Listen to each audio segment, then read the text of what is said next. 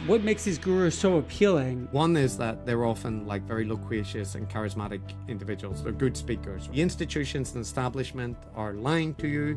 They're not giving you the true information, but you are somebody that's willing to look beyond the obvious, to consider things critically. You're kind of demonstrating your quality, right? They are being targeted or suppressed. The mainstream are lying about them because they're challenging orthodoxies. Chris, welcome to the Clear Thinking Podcast. Thank you for having me. Hello, Spencer. Are we living in an era of secular gurus? Unfortunately, I think the answer is yes. Yes, it does seem that way. What is a secular guru?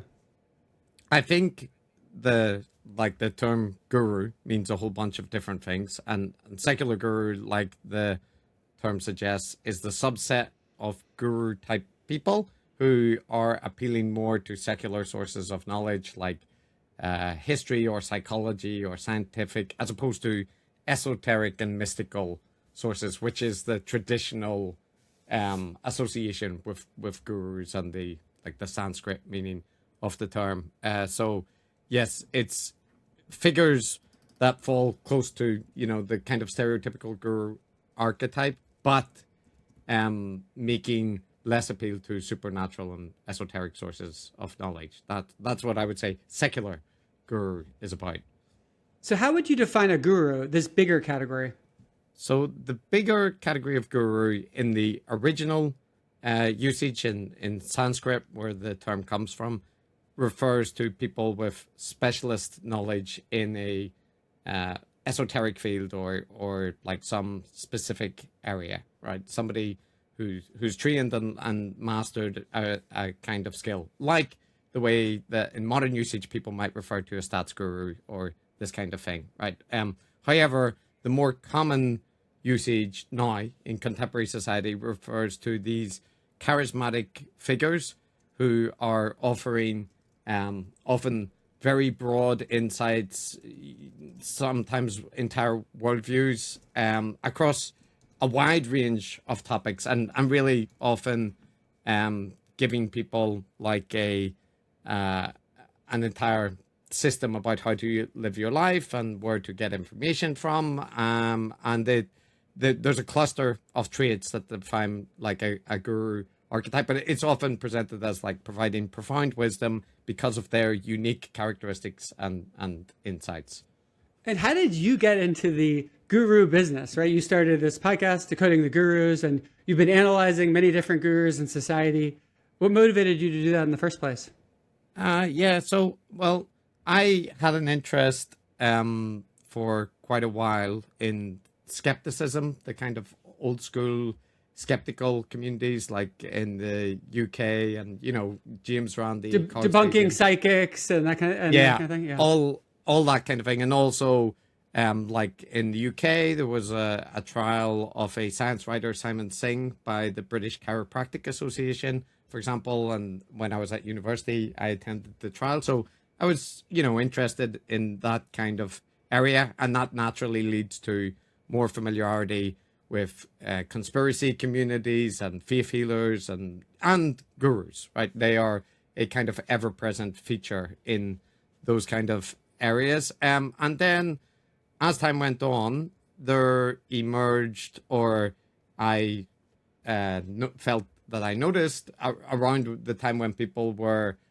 writing profiles of the intellectual dark web, like Barry Weiss and the New York Times and so on, these more modern category of high-profile figures who were not in that particular community, like not typically in your faith healing, alternative medicine, Deepak Chopra type area, but were actually more connected to my academic field. They were talking about psychology, they were talking about economics and history, Jordan Peterson type people, and they were having a large profile, large impact on the discourse. But to me, a lot of what they were doing seemed very familiar to stuff that I was familiar with from looking at, conspiracy communities and other kinds of charismatic figures in those like traditional skeptic areas. So I started looking into those people, and I'd always consumed a lot of podcasts and had a thing for listening to people I didn't agree with, right, including alternative medicine or psych proponents or that kind of thing. So it kind of naturally followed then that I would look at these new brand of gurus that were coming out and consume their content. And I would also say that I had some sympathy for the arguments that they might be making about, like, you know, groupthink and some of the issues in academia. But it wasn't like just a reactive dismissal that, you know, there's no reason to critique anything mainstream science never gets anything wrong. It was kind of more interesting to me because of the fact that they would often have their points buried in, you know, criticisms where there were legitimate issues raised. Do you think that secular gurus are fundamentally a new phenomenon, or can we see traces of this in history?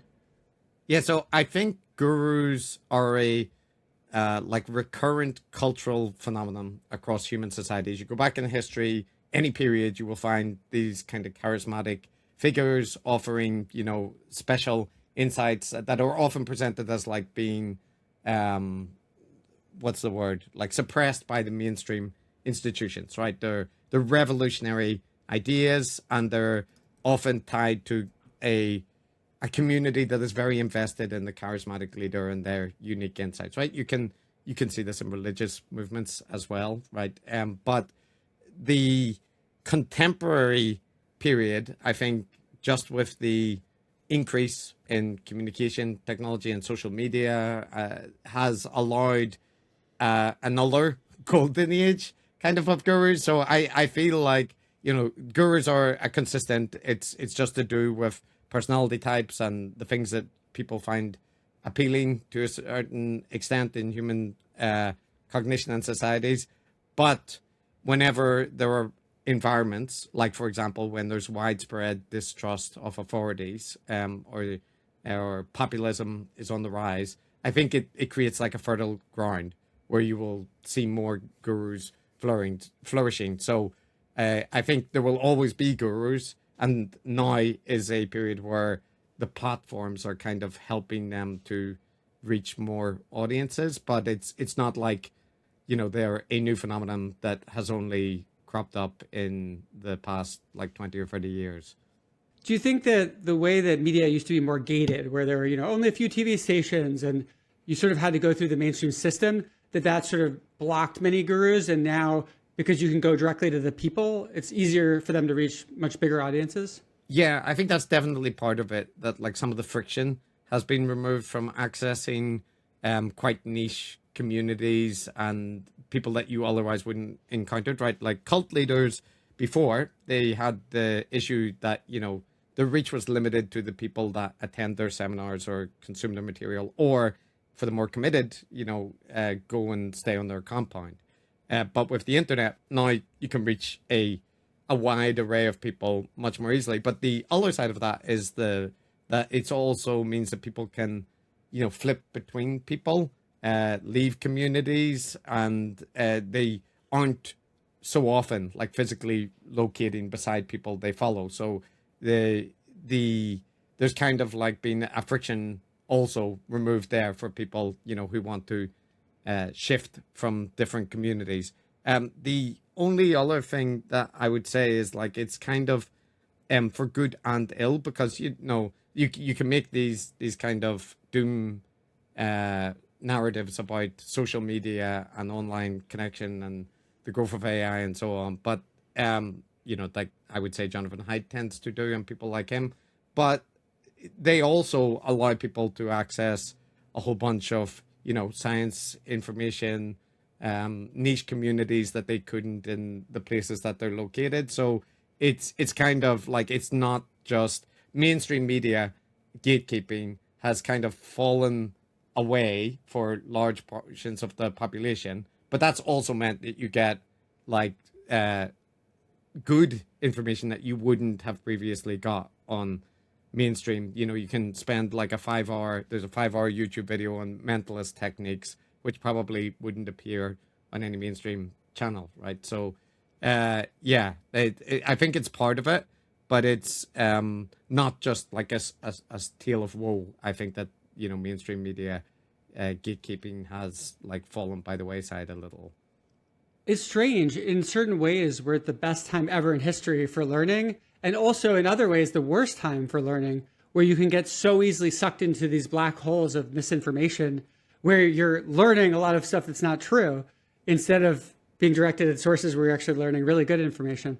Yeah, and I think this is like the reality is that, now if you wanted to take like really in-depth courses in statistics or law or economics or any subject, you now can for free online access it. But the reality is most people aren't. Like they might watch some YouTube videos, they might listen to podcasts, and I think there is the danger that people assume that, if you listen to a lot of podcasts, you've essentially replaced the university education. And in most cases, you haven't, because the actual, work that is important with a university degree is the kind of consistent, boring part, not the part where you're sitting, having your mind blown by, these like TED Talk style ideas. It's instead like sitting down and working on data sets and getting things wrong consistently, and then having to learn Excel formulas and look at distributions and all this kind of stuff. And I feel that's the bit that people don't like doing. So the danger is that you can give yourself the illusion of expertise more easily, and there's a lot of people who are offering that appealing package where your university education or these gatekept knowledge are useless. It's just like a exploitation system. Follow me, join my Patreon, or buy my course, and I will give you the equivalent of a university education. Or like Peterson Academy, right? Like there are things that are branded, or I think it's Peterson University or Peterson Academy, but things that are branded explicitly as replacing university level education. And they could, to be clear, they could, if people, applied themselves in the same way that they might do if they were taking, a course where they have to attend lectures multiple times a week and whatnot. But most people won't do that. Something that gives me a bit of hope are YouTube channels like Nutrition Made Simple with Gil Carvalho. I don't know if you know that one, but basically he reads a whole bunch of papers about nutrition and he presents the results. And he really tries to stick to the evidence. And you're like, wow, he actually has built a really successful YouTube channel with like over 300,000 subscribers. That's amazing. But at the same time, it does seem like if you're willing to kind of just speculate wildly, say outrageous things, say exaggerated things, you have a competitive advantage in the social media landscape. Yeah, and I also think a danger is that like Andrew Huberman is incredibly successful, right? But reliably overrepresents the level of evidence on various topics. And we've done various like critical examinations of his content, and his ability to assess papers, in my personal assessment of his abilities, is very low, right? And yet he is regarded by many people as like adopting a very science-based, approach and synthesizing a wide array of knowledge. He has experts on that give his audience the impression that they are learning, what is the best science in this field from a responsible synthesizer. And I think that's difficult for a lay person to tell the difference between somebody who is synthesizing information accurately and giving, a appropriate level of confidence in a given topic versus someone who is good at giving the impression of doing that, but is actually providing like low quality sensationalized information. Or it can even be that there is a mixture. Jordan Peterson often did this, where there is things which Jordan Peterson that is talking about, which are completely mainstream, well supported and like valid, findings from psychology or psychiatry or comparative religion or whatever.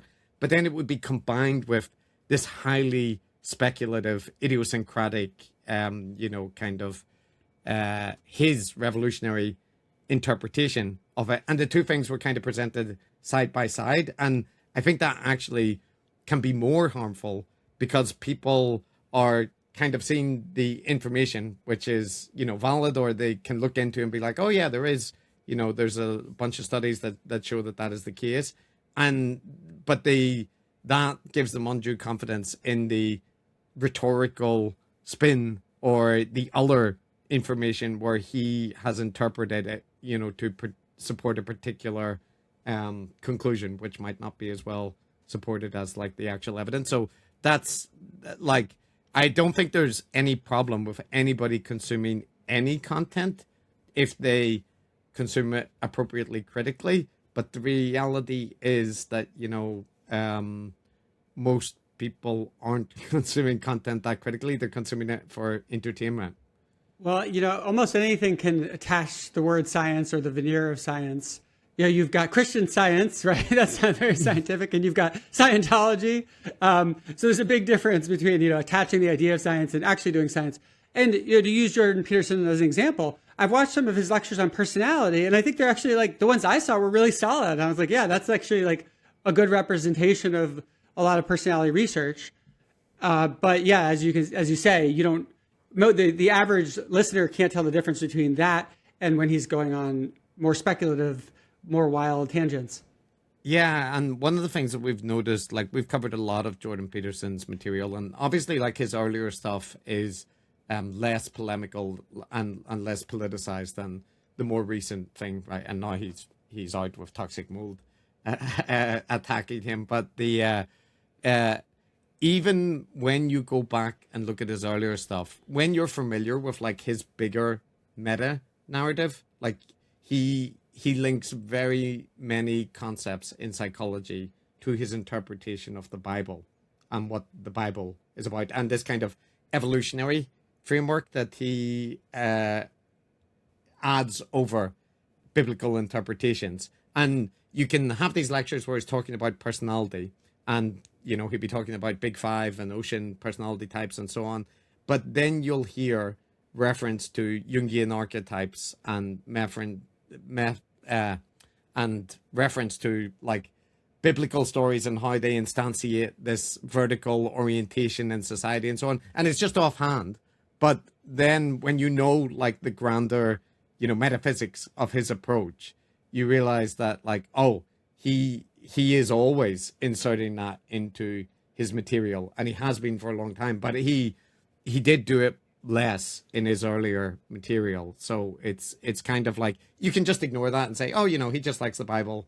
It's just that kind of thing. But actually, it's very important to his interpretation of psychology. A lot of the views he has about like the Bible and what Jesus represents and so on, which is not, standard psychology. Is there something inherently harmful about gurus? Can you have good gurus? I think in the term of like in the definition, I mean, of like stats guru or nutrition guru or this kind of thing, yes, that obviously can be just somebody who has expertise in a particular topic and has made it their focus and they're good at communicating it. But when it comes to the way that we use it in terms of the more in modern secular gurus, the traits that we identify that are recurrent in that set include things like narcissism, conspiracy mongering, revolutionary theories, promoting yourself as a polymathic galaxy brain figure with expertise across a whole range of different disciplines, and excessive profiteering and so on. So like, if you're referring to like our concept of charismatic secular gurus, I think it would be hard to do the defining features of it and be a good guru. But you can certainly do aspects like, I think good science communicators, good YouTubers, good public communicators inevitably make use of a similar set of skills, right, to try and communicate information. But I think the whole package that makes someone a charismatic guru outside of the definition around, like stats guru or whatever, is a toxic package. So while some individual characteristics can be non-harmful, I think if they're all together there, like if you're engaging in pseudo profundity and you're grievance mongering and conspiracy theory rising, I don't think you're likely to be giving good information. Right. So it seems like it hinges partly on the definition. But you could imagine a person who's very charismatic. They have a lot of interesting speculative ideas, but they kind of flag them as speculative musings, where you could say like, oh, yeah, they got a big audience. People are interested in what they have to say. Maybe some of their ideas are right, but they're kind of a bit out there. Like you could see that actually being a positive force as long as they didn't bring in some of these more negative characteristics. Or do you disagree with that? No, I think it comes down to like there are polymaths, right? And there are people who have revolutionary theories on various topics. And there are people that, you know, have insights, or at least people that produce, you know, self-help information that people find valuable, right? Like that exists. But I think the issue often comes, and there was a book came out recently by the journalist Helen Lewis called The Genius Myth, right? And in it, she was talking about different types of geniuses, but it relates to what we cover with the guru thing, that is that often individuals who are regarded as geniuses, like take Elon Musk or Steve Jobs or any figure from history, right, Leonardo da Vinci or whatever, that when they become into the category of genius, and I think guru can be, you know, similar to that category, that people attach a level of respect to their ideas across fields, where it may be that, you know, they were a Nobel Prize winning biochemist, but their new ideas about like homeopathic DNA being transmitted across radio waves is not worthy of respect based on, but it doesn't invalidate, you know, that they previously have insights or that they have relevant expertise. So I think there is a danger that like when people get a level of authority and, you know, social prestige attached to them, that it extends across domains, and people also sort of desire that people that have been elevated in status and attention because of some expertise will opine on other things. So it's kind of like, you know, a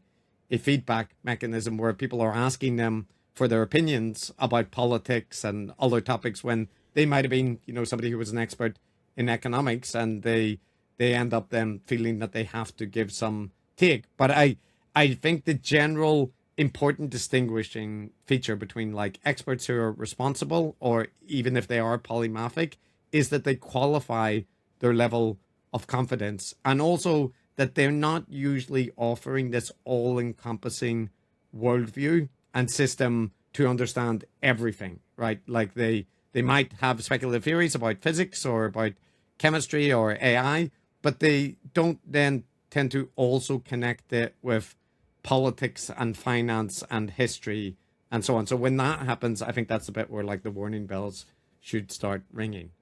Linus Pauling is an interesting example. He actually won 2 Nobel Prizes. Like, talk about an incredible person. And then later in his life, he seems to have gone totally bonkers with regard to vitamin C, where he started believing it could kind of cure almost anything, and really like spent a lot of time promoting vitamin C. And I think basically the evidence ended up showing that he was totally wrong about that. Yeah, and that is very similar to the example I was invoking now, Luc Montagnier, who was a French virologist who went on to, who did a whole bunch of like, you know, obviously very important work in virology, but then later was advocating for like long distance homeopathic remedies that can transform your DNA, right? Like via plain sounds. And there is that issue, I think, that when people have a lot of success or are regarded as insightful geniuses, gurus, that they themselves come to believe the myth, right? And there is, I think, a limitation that people have, you know, just in general, counting myself in this category of people, is that we have a tendency to essentialize. So like somebody had a great insight in this topic and was a fantastic scientist, and then later them becoming involved in pseudoscience or like extremist politics or whatever, it's seen as, well, that doesn't fit because they were, they were a critical thinker and they looked rationally at the evidence. But actually, there actually isn't any contradiction there, because of course somebody can do good science, and if they stop following the scientific method and they start, believing like low quality evidence, then they'll come up with conclusions which aren't accurate. So I think it's a limitation of like our intuitive social psychology, that we essentialize people into this is this kind of person, when like everybody is capable of being a hypocrite or just like changing over our lifetimes. I find it interesting how people can really separate domains of their life. You can have scientists that are extremely scientific in their scientific work, but like the moment they get home, they don't act scientific or think scientific at all. And I think that that's kind of jarring for us, that to imagine that people can be so different in different contexts. Yeah. And, one thing is that you see now with social media, there often is like an unfiltered access to people that previously you probably would have just consumed through, occasional media interviews or reports or whatever the case. So like Elon Musk's Twitter feed being publicly available is the best illustration of, the kind of best way to deflate the myth of him as a great thinker, because clearly, if you're following his social media and the quality of evidence that he, regards as convincing and so on, like he's not a good critical thinker, whatever you think of his achievements and so on.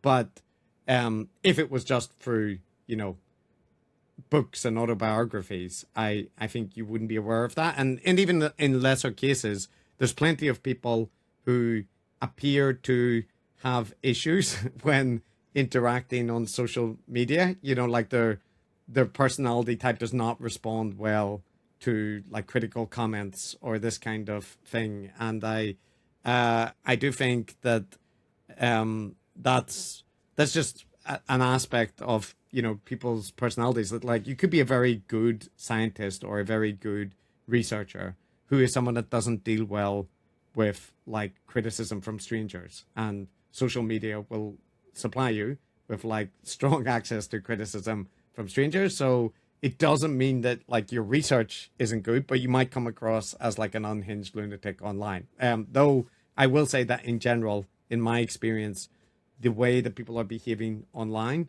is often fairly reflective of offline characteristics as well. I know it's not always the case. People are braver and stuff online, but I think there is often a lot of through lines there. Why do you think that this topic is important? Right? What kind of effects on society do you think it's having that we have all these secular gurus going about and getting millions of followers? Well, most of them not good, right? Like, I think it's important because they're so prominent in the discourse. And actually, much preferred when it was a lot more niche, when like Alex Jones or RFK Jr. or whatever were a topic that was known to people, but was kind of like a fringe area where it wasn't that they are running the health service in the US, right? Or that they are advising the president, or the president is coming onto their podcast, or whatever the case might be. So like, I think part of the issue is that, for better or worse, a lot of the charismatic guru types are now very influential in the discourse, and attract a lot of attention, have genuine political power, and also just a lot of followers, right, online. So being aware of what they are doing, the rhetorical techniques that they're using, and the kind of narrative mechanisms that they use to promote certain messages or to manipulate people, I think is useful.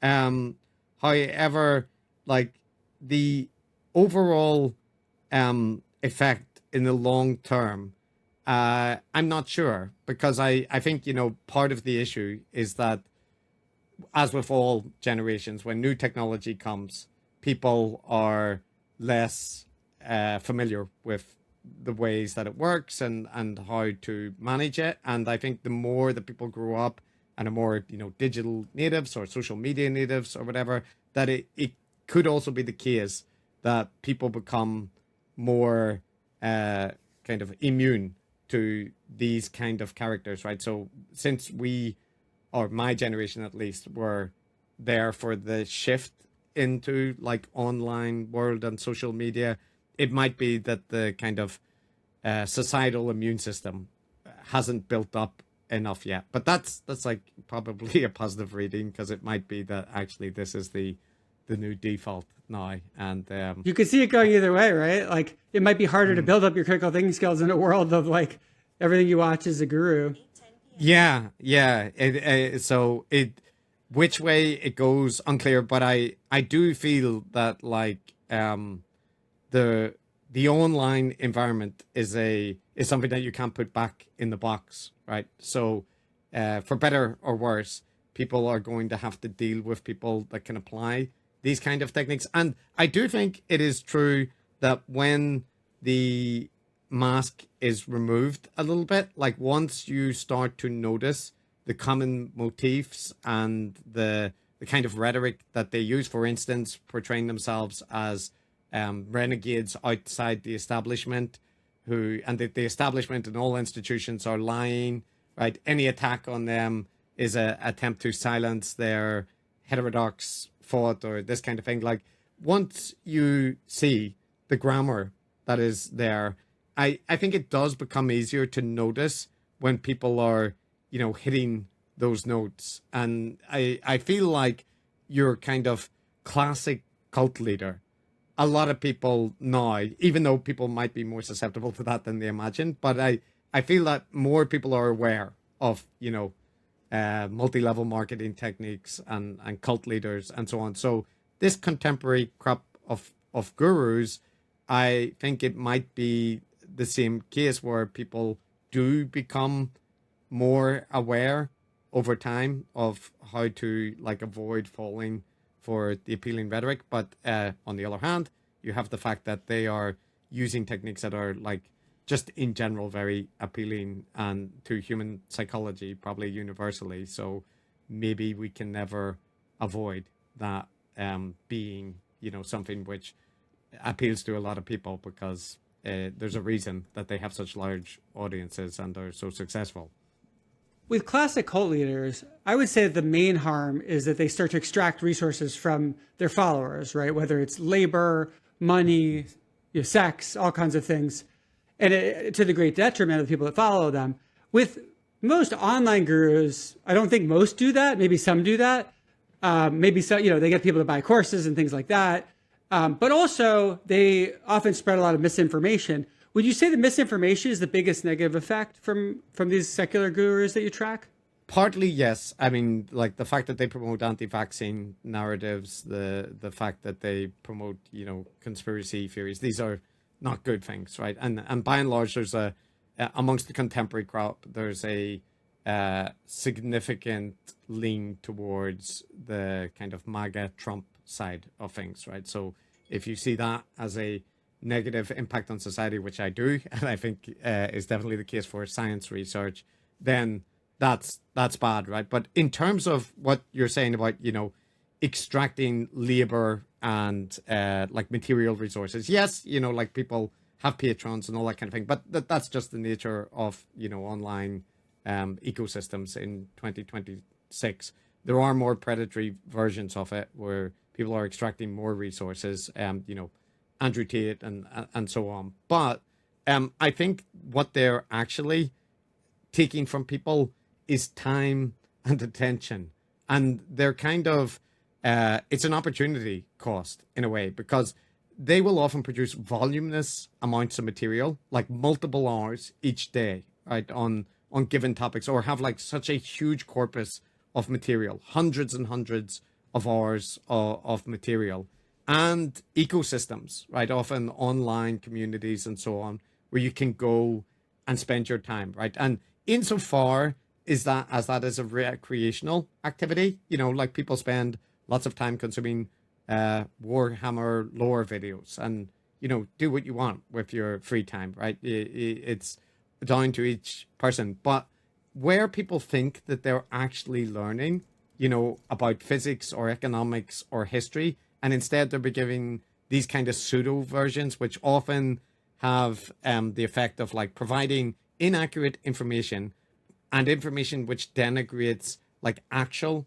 reliable sources and gives you more psychological satisfaction, right? Like it will often present that you are willing to look at things more critically. You're not a sheep. You're not just following, what the institutions and mainstream media are. You're willing to look deeper at a topic. So you get this like psychological satisfaction from engaging with the content. And then the content itself is actually giving you a system which mostly revolves around that guru's world and interpretive framework. And you can spend, years, maybe decades in some cases, just like spinning around the fantasies of this charismatic leader. And that to me is like, that's bad, right? Like, I mean, everybody's free to choose what they want to do with their own free time. But I think that as a like society, the more that people are doing that, the worse it is, because the other thing that they do is promote like distrust in institutions and authorities, and kind of, this is part of the reason that when populist political movements become dominant, that gurus flourish because they are saying that, everybody is lying to you, and we need somebody who can see through the corruption and like, restore people or restore society to the way it's supposed to be. It reminds me a bit of companies that sell junk food but pretend it's healthy. Like, some people would say selling junk food is always bad. But I think, if you're selling junk food and everyone knows it's junk food, I think that's probably acceptable according to most people. But if you brand it as healthy and it's actually junk, right? Like, then you're actually really screwing people over. Yeah, I saw this video. I think I might have referenced it earlier, but there was a recent video came out that was like a 5-hour breakdown of mentalist techniques, and particular the performance of, I think his name is Oz, a mentalist. Yeah, I watched that as well. Yeah. Yeah, and the thing there, a distinction that was made that I think is relevant to a lot of the gurus that we're talking about, and also mentalists and so on, is that when people are upfront about what they're providing, right? That in essence, with mentalists, that this is a magic trick that is going to be packaged as a like psychological manipulation or whatever the case. But everybody knows that there isn't really that much harm. The harm comes when people go away with the mistaken view, that you can read a person's PIN code from looking at their facial fluctuations or that kind of thing, and they take that into their life, that's a thing that happens. And I think the same thing is like with the gurus. If you're consuming, and their content and taking it with a pinch of salt and just like thinking, well, this is, a lot of it is just speculative ideas and like kind of, big thinking between these larger than life personalities. There's not much cost to that, but there are people that are not just taking it as that, right? They're making life choices. They're making significant investments in time and energy into these truths, so-called truths that the gurus are offering. And I think that's the issue. So like in most cases, when we're covering people, we're not saying like, nobody should listen to this, you should ban this person from the internet, right? Like in general, I'm pretty permissive about, things being there. But it is, the message is more, you got to be consuming it critically. Everything that you're consuming, and that applies, also in mainstream institutions and the kind of traditional media sources as well. So it's not just with gurus, but with gurus you have to be especially careful because they're kind of more masterful at manipulating and appealing to the feeling that you're like an intellectual renegade, which is just like an appealing thing for people. One time I went to a magic show that was in the form of a seance. So the idea is you were all seated around a table and strange things would happen. The lights would turn off and, you feel someone tapping your shoulder and the table would move, all this kinds of stuff. And at the end of it, someone goes up to the magician and is like, oh my God, that's so amazing that you can talk to, spirits that are past. And he's like, no, I can't. Like, this is just a magic trick. And she's like, no, I saw you do it. And he's like, no, I really can't. And like, she really wanted to believe that he actually had this power, even though he was like insisting that he did it. But this ties into something that is maybe a bit different than misinformation. It's almost like epistemic confusion, where if you dive into these things, you can end up with like strange mental models about the way the world works that could affect you in all kinds of unusual ways, depending, how you make decisions in your life, what, treatments you decide to take and so on, which feels different to me than just like having certain facts that are not correct.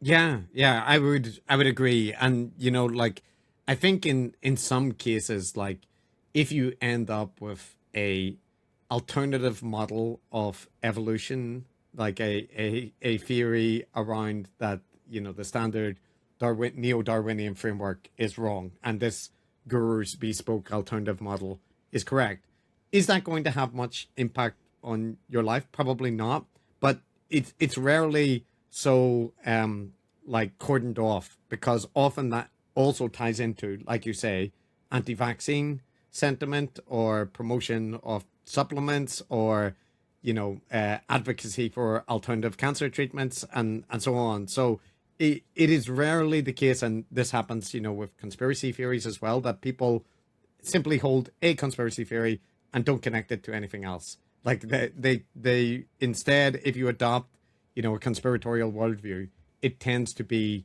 that you will buy into more conspiracies over time, and that your conspiratorial ideation, once it becomes like a common mode of thinking, leads to a lot of erroneous conclusions and outcomes. So if it is the case that like somebody has something that they think is true about a specialist area of knowledge, some historical event or whatever, it doesn't really impact anything else. I mean, there you can say, well, it would be better if they knew things accurately, but it's not that much of a big impact. But I think it's more the danger that rarely does that happen. Like you said, it's kind of epistemic standards, and when you have bad epistemic standards or epistemic standards that are being exploited by people, it often results in like wider consequences, even if the consequence is just that you end up like believing and doing a bunch of stuff that is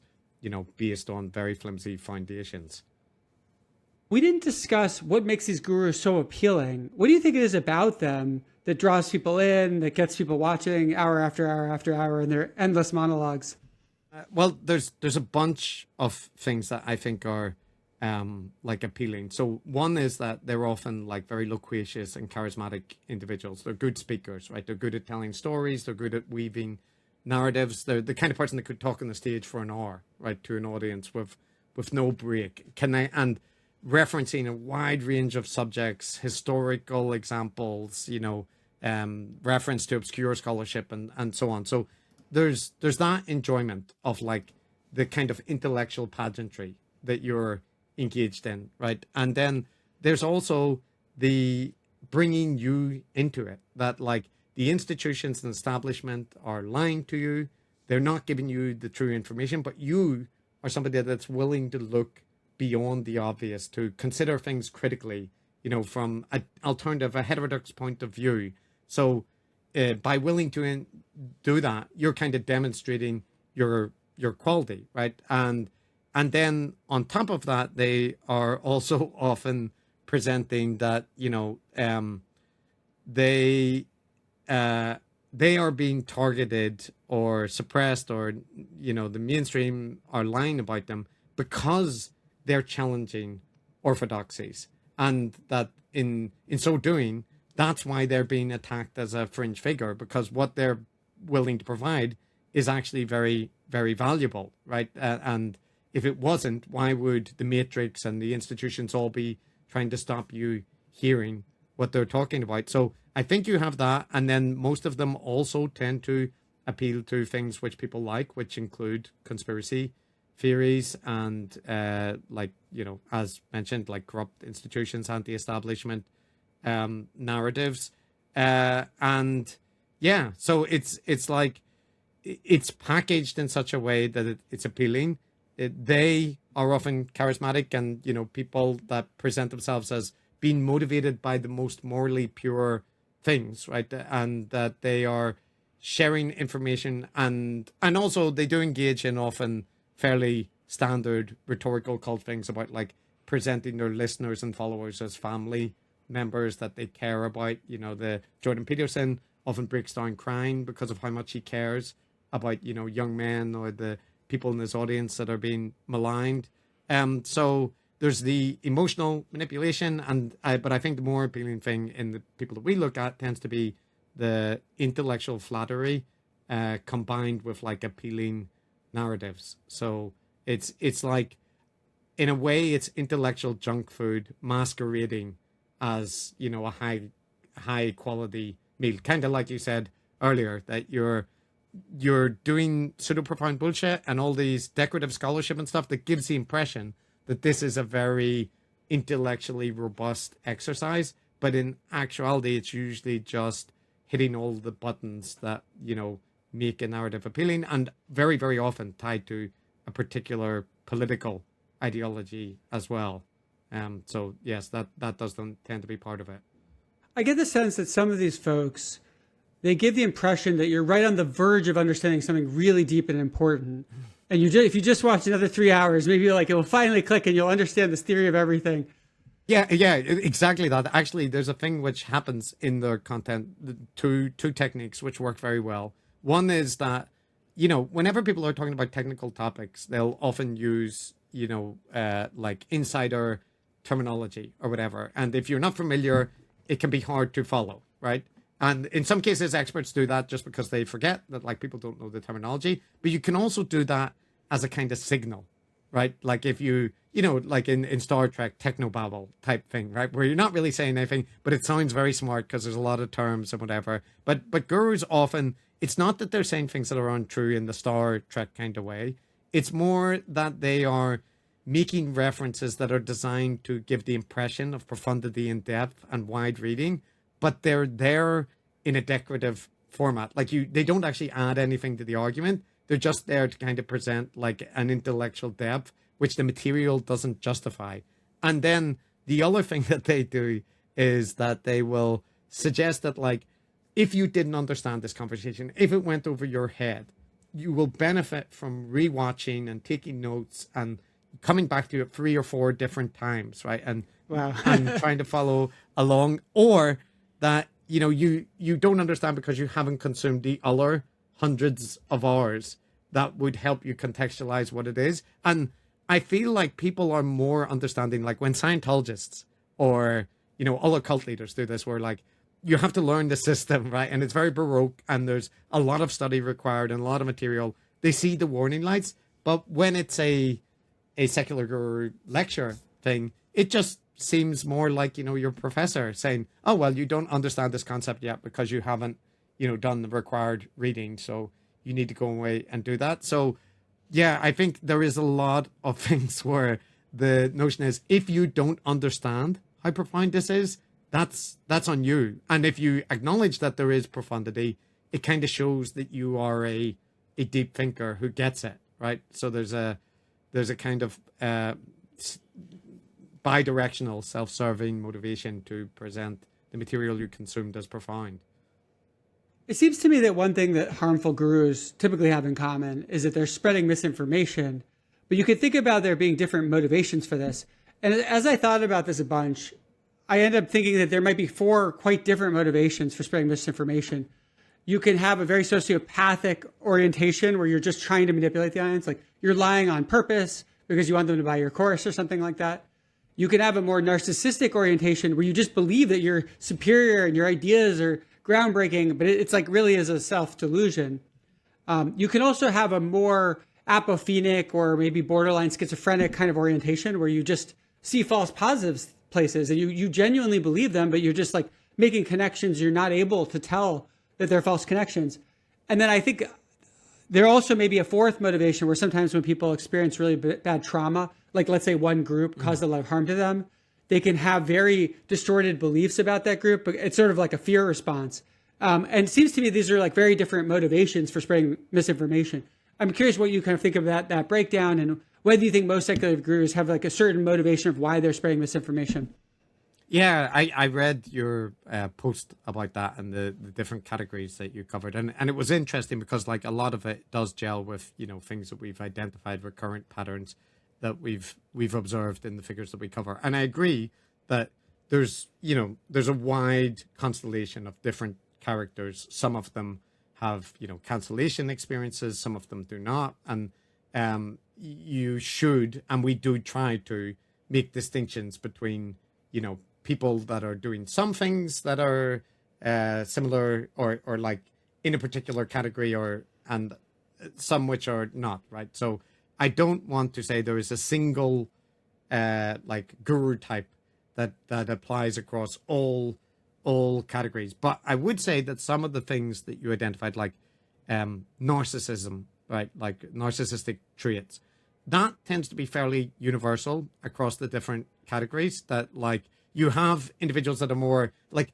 one of the things is people express that in a different way, right? Like, for example, if you're like a left-wing type guru, the kind of bombastic, right-wing style MAGA narcissism is often not seen as appealing, right? But instead what you get there is a kind of like inverse self-deprecation used as I'm so humble. yeah, that like it's like it's kind of very familiar to me in Japan, where the self-aggrandizement is through self-deprecation. You achieve higher levels of social self-aggrandizement by saying that you are not at all unique or special. It's interesting, and the same thing goes for like over-indexing on patterns like that are not there, right? And I think conspiratorial ideation is like, that's baked into it, right? And some people do that more than others. There are gurus that we've covered that actually don't really engage in that much conspiratorial ideation, but in other ways they fit the archetype, right? So I think the four things that you identified are all important features, and they can be there or stressed more or less in certain gurus, but a lot of them cross-cut the categories. And the purely sociopathic one, right? The people who intentionally lie and they know they're lying, they don't believe what they're selling, right? And like let's say we just get access to their emails and we can say they're saying, my followers are a bunch of sheep and I'm just peddling this bullshit like to get money, right? I actually think while that exists, it is like much more rarer than people who are genuinely believing what they're selling. Or maybe there's a mixture, right? That they're like, they don't fully believe it, but they over time come to, find what they're saying compelling. So yeah, but I definitely think that motivation can be there. But it's often, people are motivated by a bunch of things. So in most cases, I think that the people that we cover seem genuinely to believe in what they're advocating, but it's something we are always going back and forth on, because like if you find out, for example, that someone's getting paid by Russia to promote a particular narrative, through this tenant media organization or whatever, like, is that then what made them do it, or did Russia pay them because they like the narrative that they're already promoting? Like it's kind of like that. Well, you hear about things like, was it Tucker Carlson, where like text messages came out where he basically said something like he hates Trump, and it was just like so strange for someone who's been promoting him, and you're like, how could he possibly actually like not believe that? It makes you wonder about sort of what level of strategicness he's operating under. Yeah, and Tucker's a great example, because like to him it seems like from those emails, for example, that we got insight that like he is happy to knowingly lie, right? Like he will do that, and he will promote narratives knowing that they're false. But on the other hand, like Tucker's consistent output is one of someone who is conspiracy prone, like a religious style thinker, right? And like there are just, it seems that now, he's out of the mainstream media. He's not with Fox News anymore, and he kind of has his own editorial control over his content. And what did he do? He went more conspiratorial, the interviewing the gay prostitute that alleges that they slept with Obama, talking to people about, UFOs actually being constructs from the Bible and all this kind of thing. And like, I don't put it beyond that that's all cynical and he doesn't believe any of it. But he certainly also seems to, like, whether he actually believes it or not, it's kind of like that's what he wants to do, right? That's what he wants to promote and put out into the discourse. And it doesn't really matter what his personal motive is, except, to the degree to which you want to say that he's like a knowing idiot or a strategic idiot, like in what he's promoting around, claiming that he was attacked by a demon because he woke up with claw marks after sleeping with his dogs, right? Like, did he say that? Oh yes, he did. He said he slept. I have another hypothesis where that came from. yeah, and it's consistent. That's the thing. Is like, Alex Jones is another example where through his court case, there's clear things where he's lying and knowingly lying about what he's promoting and selling. But like, he also has multiple decades as a credulous conspiracy theorist. So like, does he believe in what he's selling? Probably not in every circumstance, but he clearly is, a conspiratorial person. So yeah, that's one of the things that we often like wrestle with. Is people ask us like, do you think they actually believe what they're saying? And it's like, it's sometimes impossible to know, but it doesn't ultimately matter because they're promoting it, in their content. So yeah. One thing I sometimes think about is, can Oprah Winfrey get good health care? And, at first the answer is yes, of course. She's like incredibly wealthy. She can hire anyone in the world she wants. But then you look at how many times she's been tricked by like essentially hucksters selling complete nonsense. And you're like, actually, maybe she can't. Maybe she actually is so susceptible to these hucksters that like, even though she has unlimited money, she's going to have a high probability of ending up with totally fake healthcare. Now, I'm not sure that that's actually true. And maybe she does actually have really good doctors. But it's like your epistemic standards actually can have a huge effect on your real world consequences. Yeah. And I think I'm not entirely sure of this narrative. So, your listeners can correct if wrong. But I believe Steve Jobs, for example, originally pursued like alternative treatments for when he had the cancer diagnosis. And that had he pursued conventional treatments early enough, it's likely that he, would have had a better outcome. But in that case, it's not lack of resources. It's not like he's not a smart man, right? It's not like he doesn't have access to, the best doctors if he wants them and so on. But I think that is a danger that like people often come to believe that they have, they're very smart in particular areas. Therefore, they can work out like what medicine is best and so on. And like the reality is, you can be a very smart person, but if you don't have expertise in a given area, you're in general better going with the consensus approach, right? And especially when it comes to like medicine. But yeah, I think if you also have experienced the thing where like there was a consensus in a field and you found out that this was wrong, right? Like that, you looked into the replication crisis and you understand that like there were all these thousands of studies published and the standards were bad, and like, or, you read about figures in history where some doctor has a alternative theory for how something is working and they self-treat on themselves and prove themselves correct, right? That you have this notion, okay, so the system can be wrong. And there were demonstrated examples where mainstream establishments were wrong and consensus were wrong. So therefore, the correct thing is to be very skeptical about, consensus positions in science. But that's kind of wrong, right? Like, because in those cases, those examples often are the exception. And the reason we know about them is because they're so exceptional. Now, if it's something like the replication crisis, of course, it was an exception, and that's the problem. But there, the solution actually is, more robust empirical methodological standards. It's not these kind of alternative systems, which have even less robust methodologies and standards. So, yeah, I think that is an issue that you can point to examples where there's been mistakes or people have been, overly confident, or some virologist stated something that was like too strong. And then you draw from that unwarranted conclusions about like the trustworthiness of the scientific enterprise overall.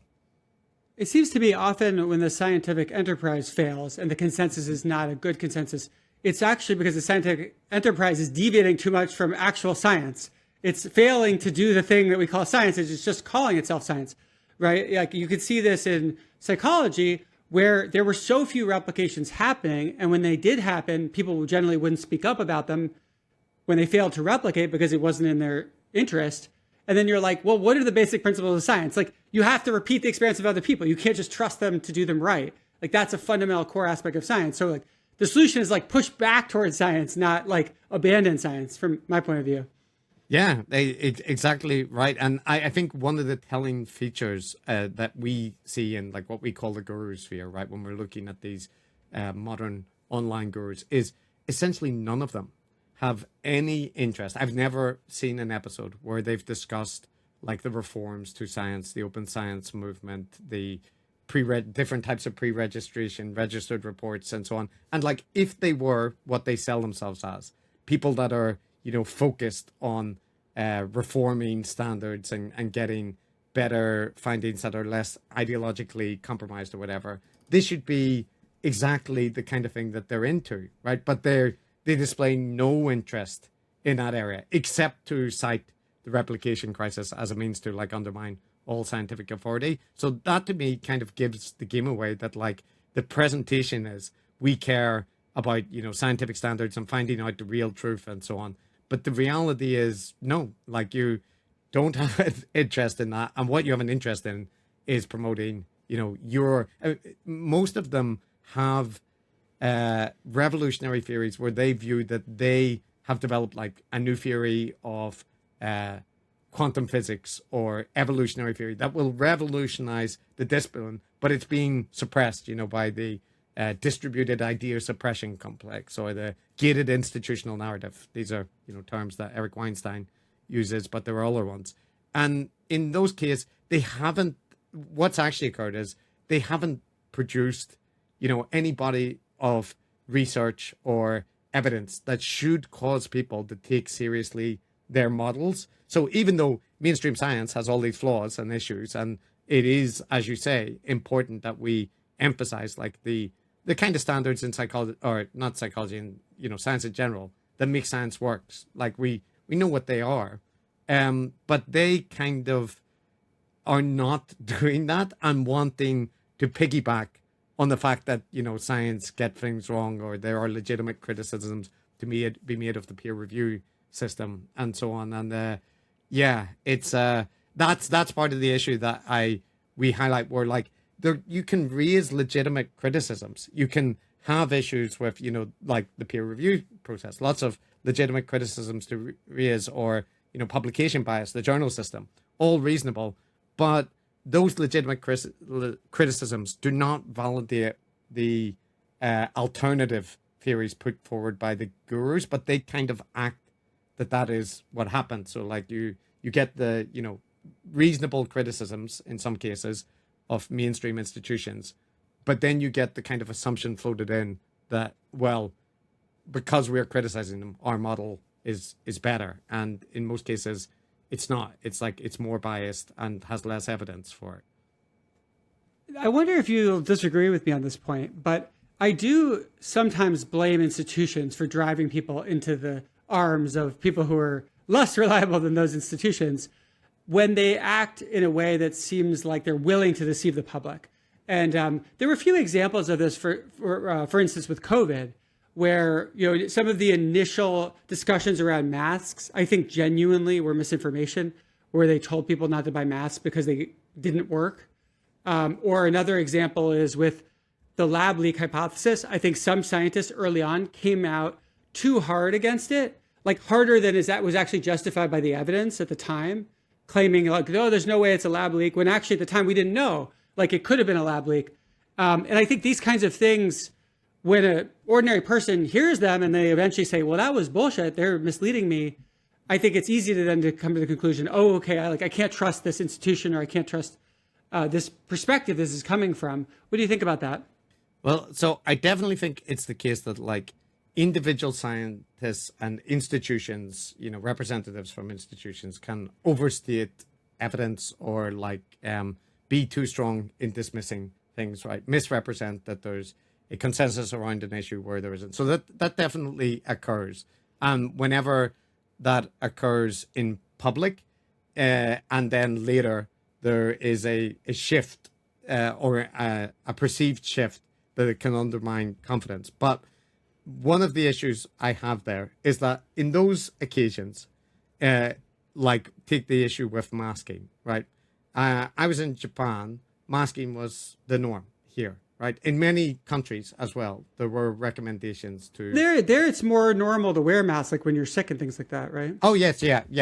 Granted, that's true, but I mean, in other countries, right, there were other health, national health organizations that recommended masking. Once it didn't, and so on. And in the US, there was also, conflicting information because there was Fauci in an interview saying, we don't think the current, the current information that we have warrants that people need to be masking. But you have like people that I heard on This Week in Virology and so on saying different things, right? Or you had other institutions giving different things. And then what happens is that people focus on like a single soundbite from an interview. And actually, when you go and watch the entire interview, there are qualifications that, and this might change as we review the information or whatever the case might be. So like, I think one issue is that people overly personify science to an individual, be it Greta Thunberg or Anthony Fauci. And they also focus on like specific sound bites instead of, long form interviews or the general view in science amongst scientists at that time, right? And when it comes to things like the lab leak, similarly, so most of what I think people are referring to there is actually the discourse and the narrative, like articles in Vox or the New York Times, where a reporter, links it to racist attitudes against Chinese people or whatever the case might be, right? But actually, in the scientific literature, you have people who go and do investigations and publish about the possibility, right? So even the much maligned proximal origins paper, for example, that was researchers looking at the evidence, reporting what they take the evidence for the likelihood of a virus being manufactured to be, and offering their conclusions, right? And then other researchers go and do detailed investigations into the likelihood, is there evidence for a lab leak, and so on. And the presentation is in the discourse that scientists dismissed it outright and they weren't willing to, even examine the possibility. But when you look at like what's in the scientific literature, you find the opposite, that people are taking the possibility seriously. They're investigating it using a whole bunch of different methods. And you might have like editorials or opinion pieces or letters to a journal where a group of scientists express like strong support for their Chinese colleagues, right? And dismiss the criticisms as conspiracy theories, for example, right? But that is a letter in a journal. It is not, that is the opinion of all scientists across all fields. And the best example I can think of it is Michael Warby, a virologist that we interviewed. He was on a joint letter with Alina Chan and others, right, calling for like more robust investigations into the lab leak, right, possibility, and kind of criticizing people for being too dismissive. He went on to do a bunch of investigations himself and publish papers on it, and he found a whole bunch of evidence that led him to conclude that actually it was very strongly the evidence very strongly favored a zoonotic origin, right? And he published the papers, he revised his stance, and he said, actually, maybe I was actually a bit too hasty in what I said about, my colleagues and so on. But he then became a vilified figure in, the kind of discourse world of lab leak, as somebody who was always against the possibility and, didn't even consider it. But if you look at his track record, he did, and he moved his view after looking at the evidence. So I know that's a specific example, but I think that's much more common. And like what people are often commenting and reacting to is the shifts in the discourse as opposed to the actual like scientific consensus or the view of scientists. And I don't think that's people's individual fault, because people aren't reading research papers in general, and you're relying on the media to report things. But I do think this is why the general public has a notion that like the evidence for lab leak has completely ping-ponged back and forth. So, and probably now it's 50-50 or somewhere like that. But the actual evidence in the scientific literature has just consistently, continued to cumulatively build up on the side of it being zoonotic origin. So there's like a disconnect there from the discourse and the scientific evidence. But so I completely take the point that yes, individual researchers and institutions can speak too confidently and too dismissively. There's currently another discourse around, affirmative, what is it called? Affirmative gender treatment or whatever, the affirmative care, that approach in debates around trans health care. And the American general consensus around, psychiatry and psychology organizations is different from the consensus of institutions in Europe, which are more mixed to negative on the evidence of efficacy, or they're at least saying that the evidence is, lower quality. But they're, depending on the institution, they might make very strong statements about the evidence. So, yeah, I take the point that it is hard for lay people or just general, even experts in other fields to properly contextualize like the discourse around scientific topics. But I don't think it's always the fault of the scientists. I think it can also be, journalism and just the way that we approach science reporting. Sorry, that was a long-winded answer, but it's something I've thought a lot about. It seems to me there are a few different ideas here that are important to distinguish. One is that science will always be, quote, changing its mind as evidence comes out, right? Like, in a new pandemic, there's going to be limited information. There might be certain conclusions you come to initially that you aren't that confident in, but it's the best guess, and then you're going to change your mind. And that's just has to happen, right? Any science is going to do that. It's just baked in, and that has to be tolerable if we're going to tolerate science. It's also true that scientists often disagree with each other. Usually there'll be tons that they do agree with each other on, but there'll always be this edge of stuff where there's disagreement. And it could be a very substantive disagreement about important topics. And again, that's just part of science. I also think you make an interesting point that often kind of the spokesperson or whoever people are hearing about science from doesn't necessarily represent like the on-the-ground scientists or the actual views of most scientists, right? It's being channeled through media or maybe through some spokesperson. But I do think that there's one thing that is a bit different than what you're describing, which is that I think that there have been some scientists who actually deceptively spread misinformation to the population about the nature of the science. And I think that when people learn about it, makes them not trust science. And, unfortunately, that person kind of poisons the well. And I do think that this happened with masks. I do believe that there were statements made by scientists that they knew that masks were likely to be effective, but they claimed they were not effective because they were worried about people rushing out to buy them when they were really needed for healthcare workers. So that's an example where I think it was actually deceptive. Yeah, I do think there are occasions where that can be the case. And I also think that there are, it's kind of the nature of media and also science communication and public health that there will be figures, right, who become the personification of the institution or whatever the case might be. So it works both ways, that like that person will often be too strongly focused on, right, and become like the subject of, most conspiracy theories around the topic. But also the case that there might be other experts who have a dissenting point of view or think that something is overstated, but they don't get as much attention, right? Because they are not the single figure. And there's always this trade-off with public health measures that,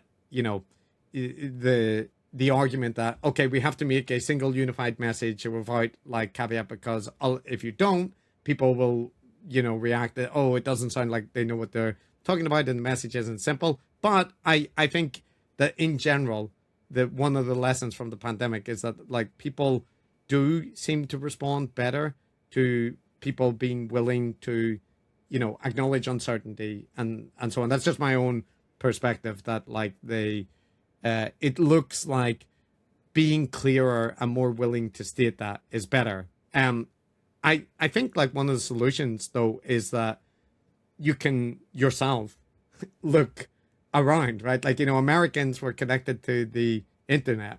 They can look at what other countries and so on are doing and saying about it. And it's a problem that there is this tendency to personify things. Like at the minute with Jeffrey Epstein, for example, because he's got all this attention, people are now reading into the massive amount of emails that were released and connecting him with almost everything, right, that is happened in the past 20 years, monetization, QAnon, it's a conspiracy theorist's wet dream that it's happened, yeah. Right? And with Fauci, the same thing happened, right? That like everything related to health, virology, and so on, it all has to tie back to him. And because he's like a high profile figure connected to various, grant giving organizations and so on, you can kind of almost always find a way to trace it back that there's some involvement of Fauci in a particular issue. But, it's the 6 degrees of Kevin Bacon thing where like most people that have achieved, some, or in the case of like Jeffrey Epstein, they just, they're a huge networker. That's what they are.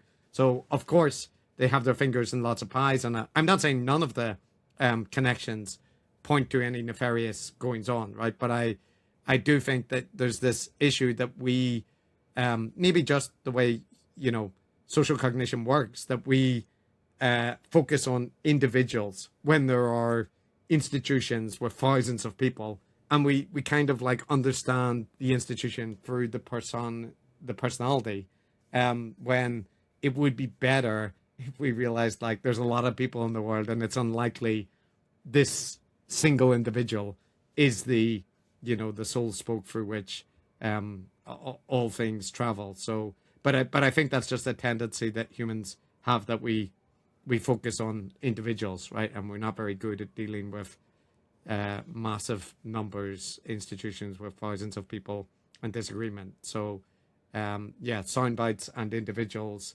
and, short interviews, that's much more gripping for our memory and attentions than depersonalized literatures and institutional disagreement. What do you think the right update about society and conspiracies is about Jeffrey Epstein? I mean, clearly he was doing some sinister stuff, and clearly he was connected to a huge number of people. And there's a lot of emails from powerful people seeming to be really friendly with him. So yeah, like, what do you think the takeaway should be? Yeah, well, we've covered recently a couple of potential gurus who have focused on that topic because, it's the in topic now in the discourse and also in conspiracy communities and so on.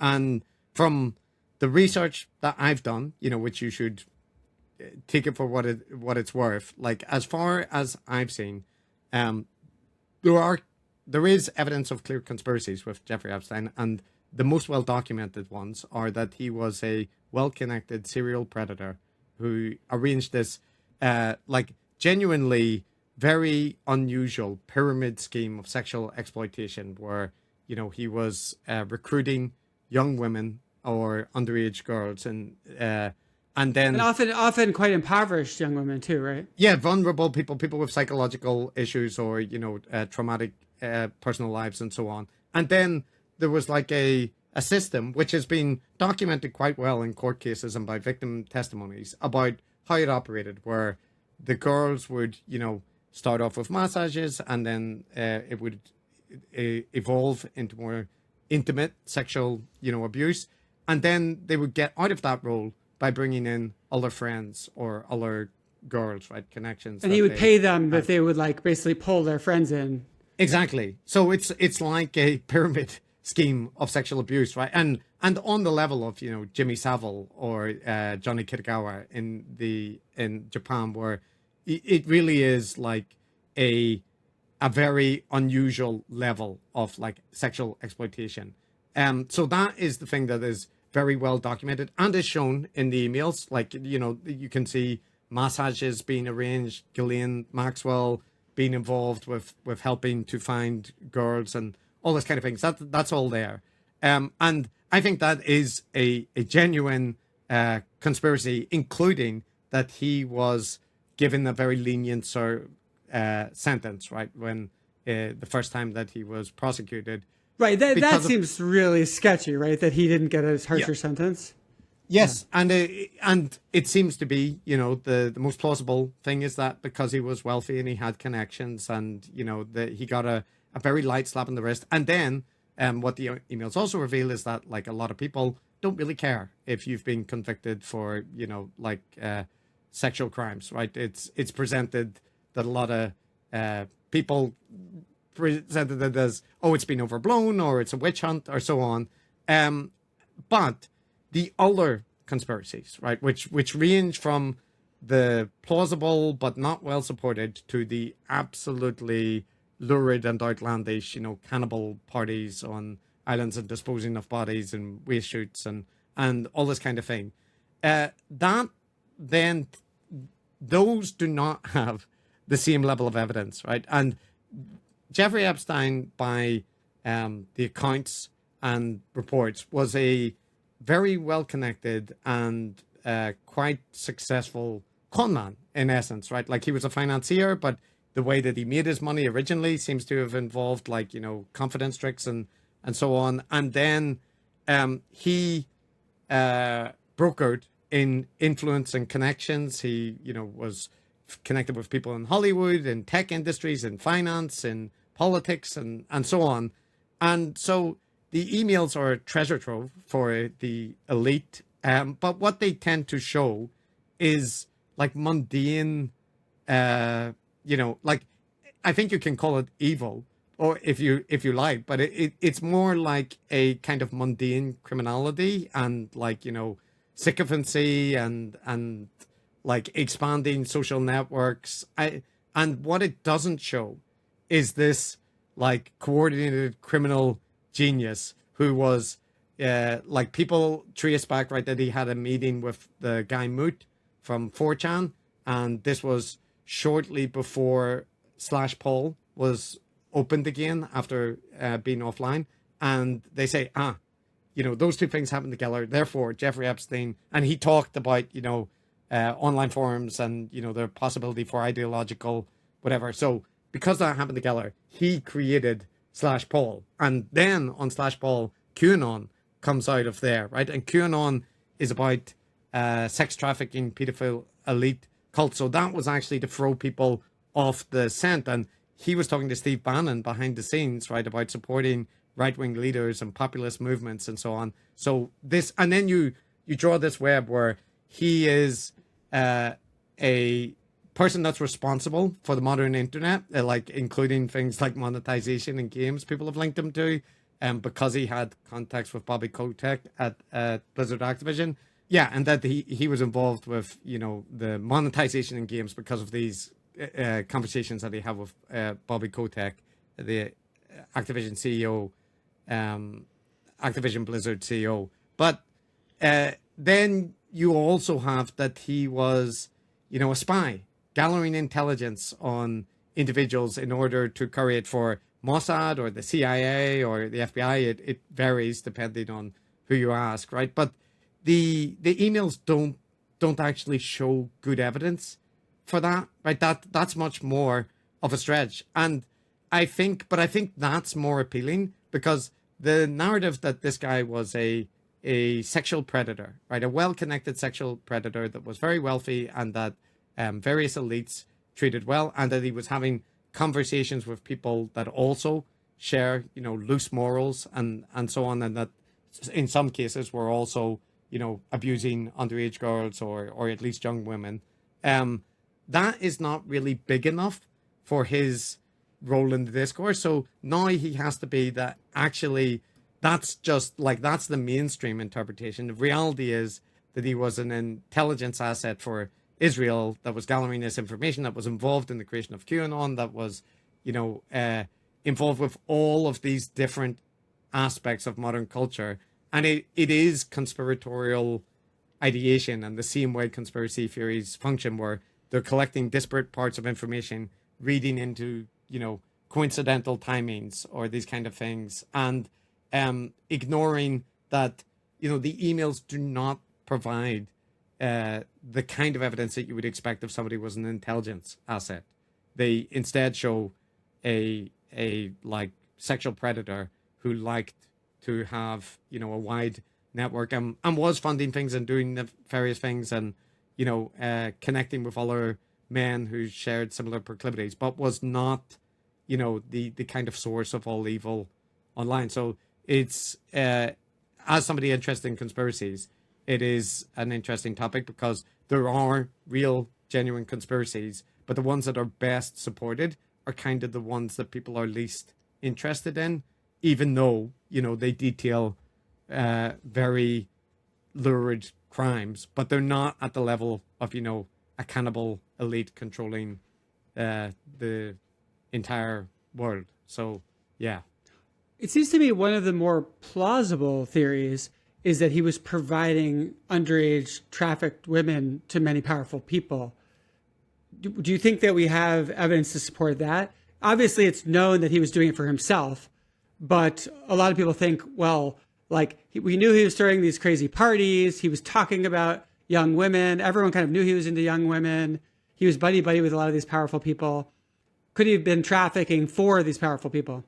Yeah, I think like there's specific examples that are well known, like Prince Andrew, right, where it seems like he was involved, right, at least very, involved might not be doing it justice, right, with introducing him to Virginia Giuffre, I think it was the girl in that occasion. And there are other cases. There's a French person who also killed themselves when they were in awaiting trial, right, for similar sort of charges as Jeffrey Epstein. So there were other individuals involved, and yes, he did, seem to take pride in arranging, parties for people and so on. But the primary thing which emerges in the trials that he was involved in the testimonies of victims and in the emails, is that his primary concern was his sexual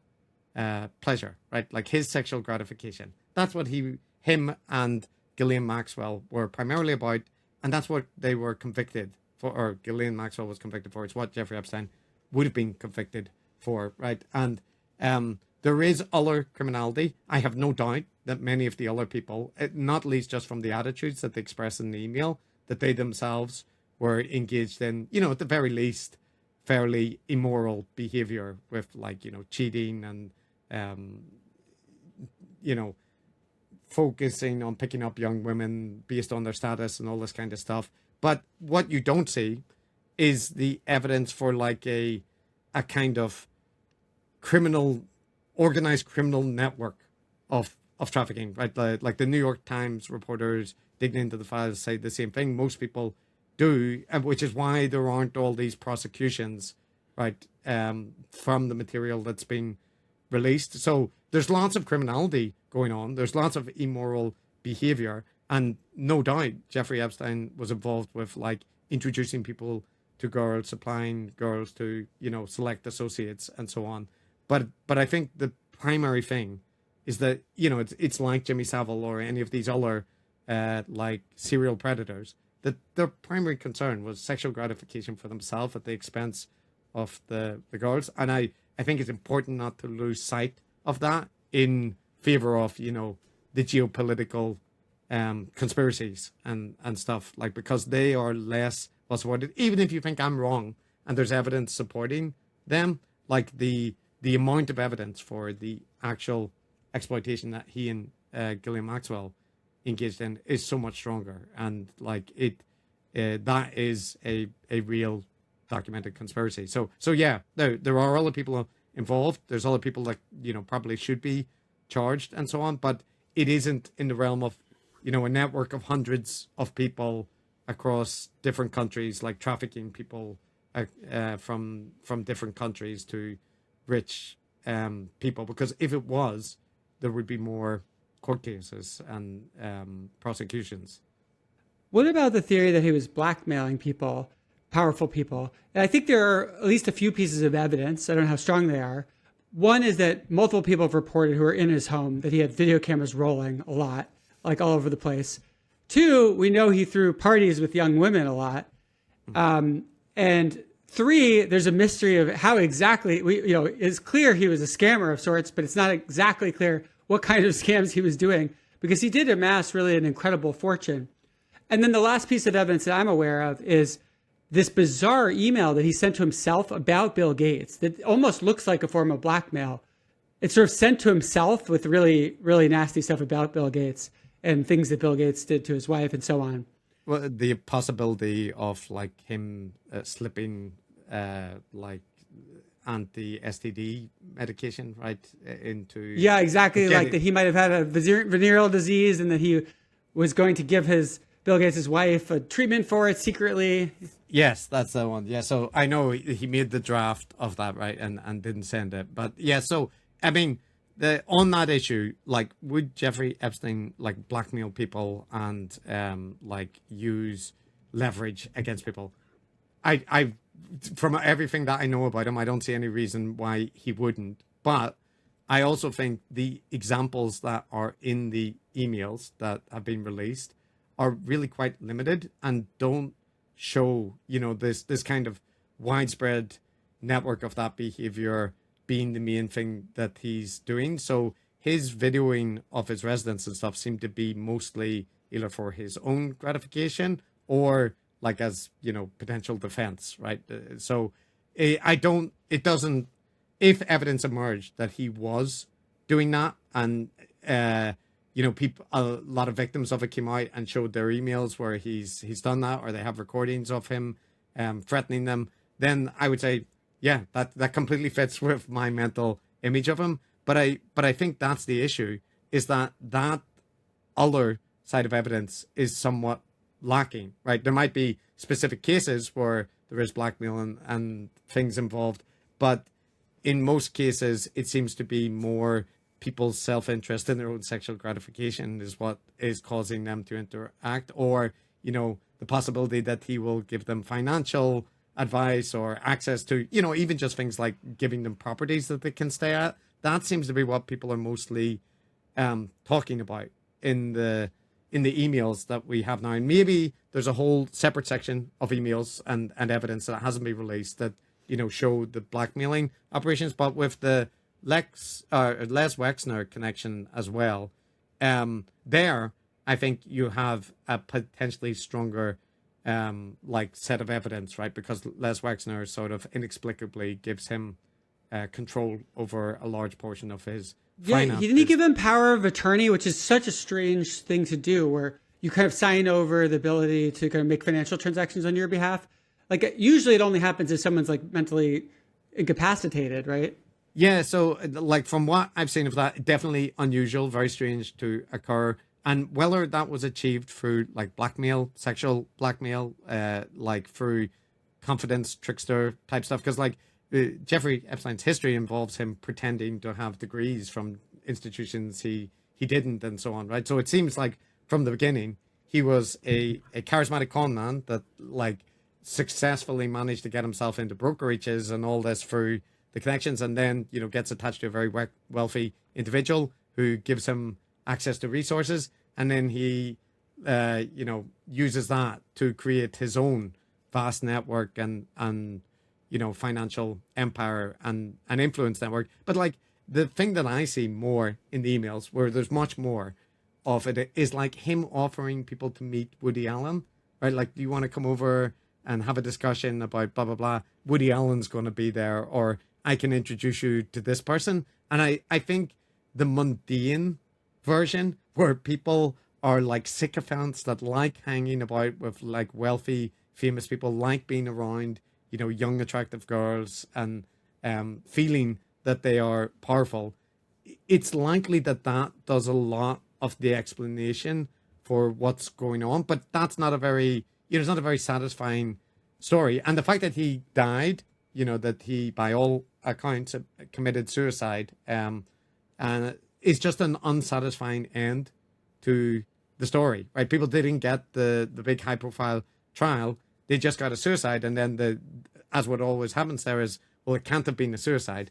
It has to be, more than that. It has to be like a targeted killing in the prison. And then also afterwards, looking into the emails and crafting this kind of really like demonic figure that is the center of the modern world in a bad way. And I think that is just like tied into that he was a really, really bad guy doing lots of really bad stuff, and people want there to be consequences, and also, like we were talking about with personifying things, that people tend to then imagine that individual has to be central to other bad things that are going on. But like reality is that like he was a very bad guy, but not responsible for every bad thing that has happened, in the past 20 or 30 years. The other major conspiratorial aspect of this that we didn't talk about is the way that Trump administration acted around releasing the files and how they seem to resist it so hard. And one thing that makes me concerned about trying to generalize from the information we have is, as I understand it, they still didn't release something like half the files. And if you had to guess, you'd probably guess that those would be the more sensitive files that they didn't release. So like, what do we make of that? Is it just, oh, it's embarrassing for a lot of powerful people to be around this extremely sketchy guy, especially if they're like kissing up to him and trying to hang around him? Or could it be that there actually is much worse stuff, and we're just literally looking at a really selection bias oriented set of files? It is possible that there's, the worst stuff is all like currently locked away. And I think there's always this possibility, right, when you don't have a complete release of all information, but you never likely will in most cases, right? Because like the amount of evidence collected from investigations and so on can't all be released for various reasons, right? But the way the Trump administration has done it with, removing the names of people and leaving the names of victims and so on, it just clearly, I mean, the Trump administration is very incompetent, right? Like we have to factor that in, but it definitely does seem that there's vested interest, not least of all Donald Trump, right, who are implicated by the material and don't want it released, right, at least not without redaction. So there's plenty of reasons that people should be suspicious about what is being released. The only thing I would say is that, there are plenty of people who are actually pushing for releases or prosecutions, like the prosecutors, the investigators, the police people involved, the victims that were involved, right, their testimonies and so on. And they paint a very terrible picture, but it's a pretty consistent picture, right, of criminality and abuse. And it aligns with the evidence that we've had released from the emails to date, right? And there are crimes, sexual crimes there, serial predation, and influence being, pushed around, people that claimed that they had no interactions with Jeffrey Epstein, instead revealing they have thousands of emails and like a close friendship or whatever the case may be. So there's absolutely legitimate reason not to trust the Trump administration, not to believe all the people saying there's nothing to see here. And everything that I did was completely above board. But I think like we can't start with the baseline assumption that until proven innocent, we accept like the most lurid version, right? It has to be that we go by the available evidence, and If it later emerges, there's more forced releases and so on, and it turns out that there was, this much worse information which has been covered up, and that validates all the claims about, blackmail networks and connections to intelligence agencies and so on, then you should revise, your assessment. But prior to that coming, I think the reasonable position is to just be, to consider it plausible, but remain skeptical about it. And I see a little bit too much of people applying the same kind of rules that in other conspiracy theories they would be wary of, right? Like that if it was a 9/11 topic, right, and people were saying, well, but there's much, they haven't released everything that's there, and there could be much more evidence in that material that wasn't released that shows that it actually was not, the Al Qaeda terrorists that were responsible for it. It could be, but there's a whole bunch of evidence that does exist which suggests it was them. So yeah, I agree that we should. In this case, there's still emerging information. There's still stuff being dumped constantly, but it's kind of like a super stimulus for conspiracy hypothesizing. There was a huge dump of material. It involves high-profile individuals and elites. It's linked into politics and famous people, and it's just a huge amount of information. So it's kind of inevitable that this would become a massive draw for investigative journalists, responsible, critical examinations, and also lurid conspiracy theorizing and so on. So yeah, it's something that we keep seeing coming up in all the material we cover now, because it is such a super stimulus, and he was such a bad guy. Did digging into it change your view of human nature at all? Were you surprised at how many people there were who seemed to kind of know what a sketchy duty was and yet sucked up to him or really wanted to go to his parties, etc.? Now, of course, there are going to be your innocent victims there who met the guy, had no idea who he was, were unlucky enough to be in a photograph with him or something.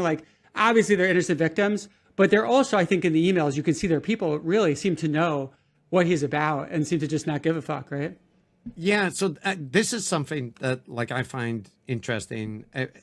I'm more cynical in general, because there's almost nothing in the emails that is surprising to me, because that's my model of how people behave. I think part of it is because I've spent so much time looking at the kind of gurus and the people that orbit them, and the level of sycophancy there is it's genuinely hard to overstate how significant it is in public.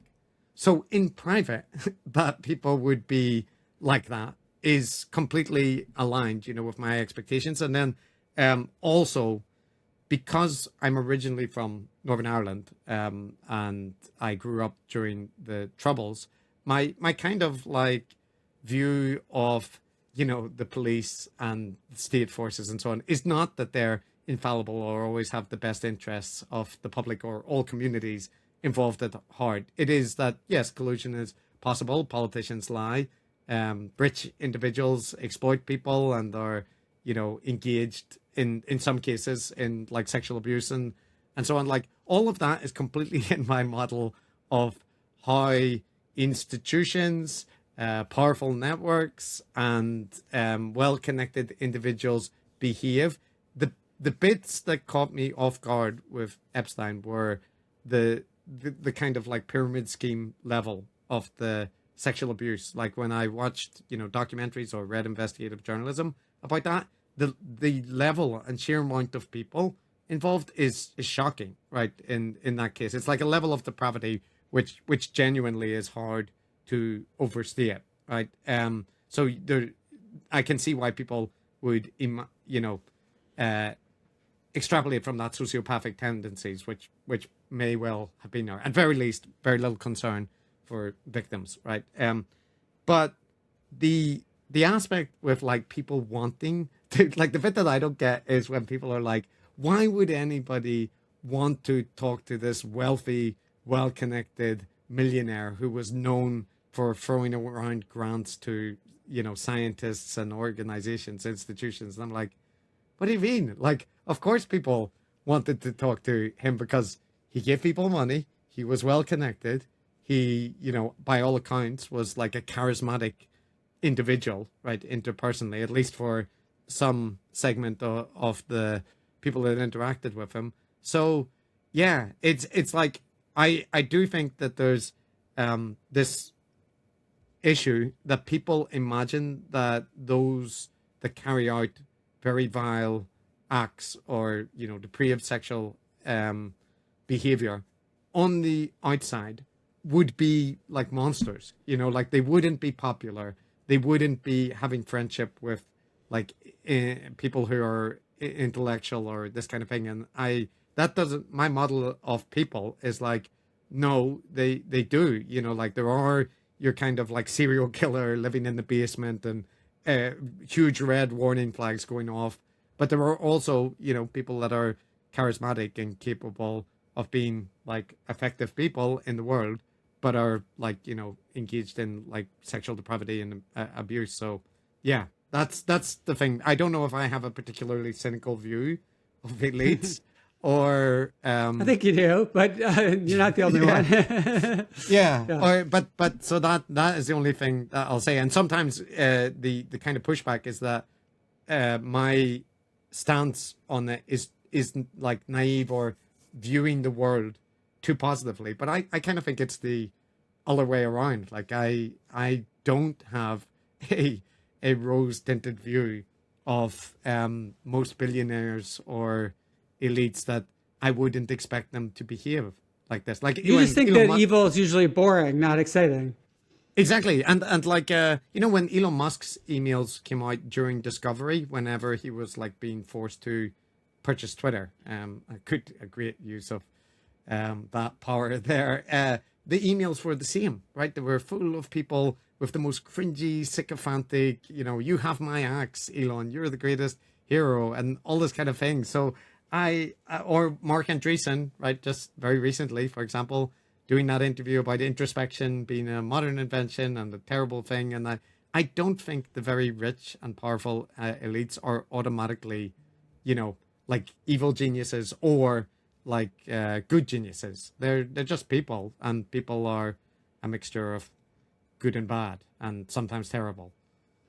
Even the most grifters who are just like trying to, manipulate people, my guess is they probably still believe a lot of what they say, right? Even if they're strategically putting in lies, it's just extremely cognitively demanding to lie at all times, right? Yeah. And like, the same thing with, like what it kind of relates to the Epstein discussion that we were having. And I apologize for mispronouncing his name repeatedly. I never get it right. Or the Weinstein brothers either. But the, in that case, like there's, oh, sorry, Spencer. What did you say 1 second ago? It just went out of my head again. Oh, about like it's just less cognitively demanding to tell the truth most of the time, even if you're inserting lies. Yeah. In that case, like I don't think that Epstein or many other villains throughout history saw themselves as like evil villains, right? Like when you hear Jeffrey Epstein justifying what he did with the girls or whatever, he viewed it as, it's a reasonable exchange. Like everybody's knows what they're doing, right? And like everybody's on board with it. And, like he's not an unhandsome man and so on. So like, I think that we imagine often that like the evil people like Jimmy Savile or whatever, in their mind, they perceive themselves as like this evil person deceiving people. But I think people are very good at justifying their own behaviors. And, even if they're engaged in acts that they know are violating people and abusive and harmful, they will often have like a self-narrative that justifies why that occurred. Maybe they had some trauma in their previous life. Maybe it's, they also give to charity or whatever the case might be. And it's like, yeah, I think people are good, very good at justifying whatever they do or whatever they believe if they're sufficiently motivated. It's funny how villains in cartoons and movies often represent villains as people that want to create suffering or want to create chaos or like want to create harm for its own sake. And yet that's like such a rare, I mean, I'm not saying it never exists in humans, but it's actually most evil people are not like that actually. Yeah, that's the, like this is one of the things that comes up in, again, this is actually something that gurus trade in. Like, for example, when you had Daryl Cooper, Murder Maid, talking about, the truth they won't let you talk about, World War II, that, Churchill was not a saintly individual, or that, Hitler and the Nazis were actually people, right? The German people were not just like evil monsters. And it's like, no, that I mean, there are portrayals where people are presented in media as cartoonishly evil, but I think most people that are familiar with history understand that even the worst dictators and the most, brutal, totalitarian, repressive leaders, they often had, interpersonal relationships, people that they cared for, family members that they were kind to, or whatever. And for some people, that creates this kind of like fracture that doesn't fit the image. But I think, that is the default, right? Because like even all these monsters, Kim Jong-un and so on, that are out there killing people and, engaging in whatever they're engaging to in depraved acts, they also have to eat and have dinner and sleep and, have soldiers that protect them and so on. So like it's not surprising that there will be normal behaviors. And of course, there are counterexamples where there were just like people in history, Caligula and so on, that like seem to be unbelievably depraved and like, enabled by the systems around them. And yeah, that happens true. But I agree with you that I think that is more rare than the version where people engage in very evil actions, and then in other aspects of their life, they're a seemingly normal person, or they've justified those evil actions as like necessary due to, the harms the Jews are doing to society, or whatever the case might be. I feel like a lot of people struggle when someone's been nice to them to view them as really bad, even as evidence comes out, that this seems to be a recurring pattern. Yes, I've had interactions with Sam Harris, for example, where we've discussed this at some length, and I've accused him of falling prey to this. This is something that we see a lot, where people prioritize interpersonal reactions where they had a positive experience as meaning that the person, cannot be a negative impact on the discourse, or is not a bad person overall. And like in most cases, it's completely irrelevant, right? Because like having a positive interpersonal interaction with someone is a very low bar, right? In most occasions, you could probably have very nice interpersonal interactions with like severely racist or sadistic murderers if you were just having dinner, right? Like, like, so there does seem to be this over indexing on personal experience. And I think that while that is more pronounced in certain people,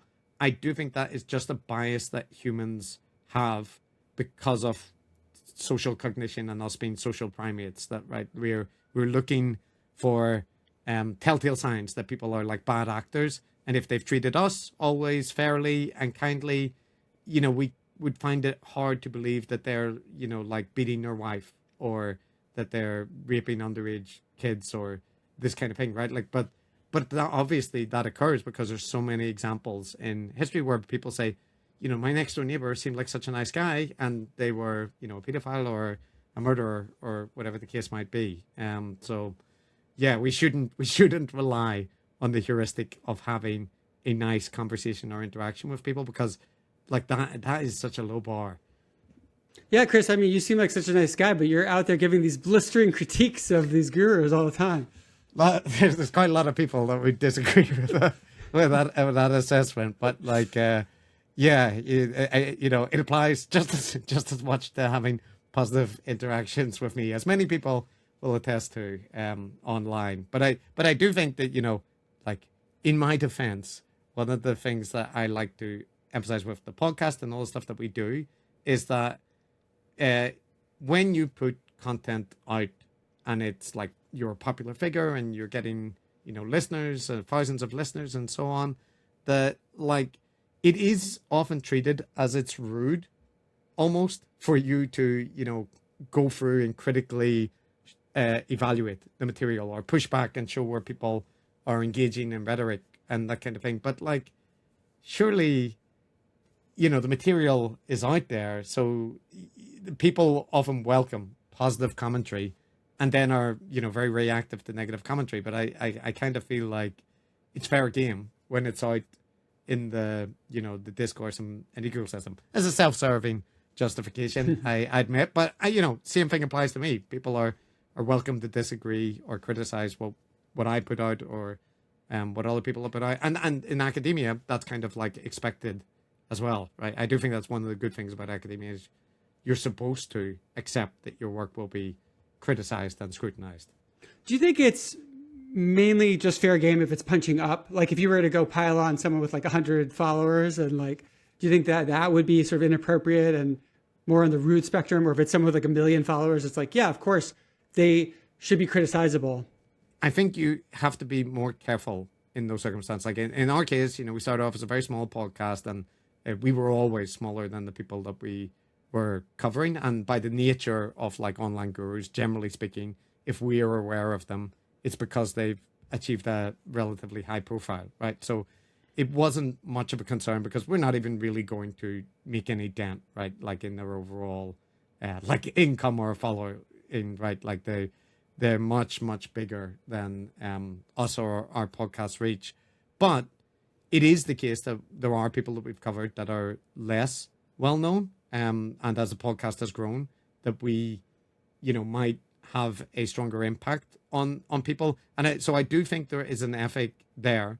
If you're covering someone that is not a high profile individual and you're going to, badly criticize them and potentially draw attention from, the people that listen to our podcast or a large subreddit to start responding to people online, that you have to be responsible in the way that you cover and what you are kind of indicating it's okay for your audience to do. So I am wary of that, but by and large, it doesn't apply because of the relative imbalance that people are way larger and have a much bigger impact on the discourse than we do. But I do think you have to be mindful of it, even where somebody is engaged in exploitation, still they're people, right? So you have to factor in what impact your coverage can have on them.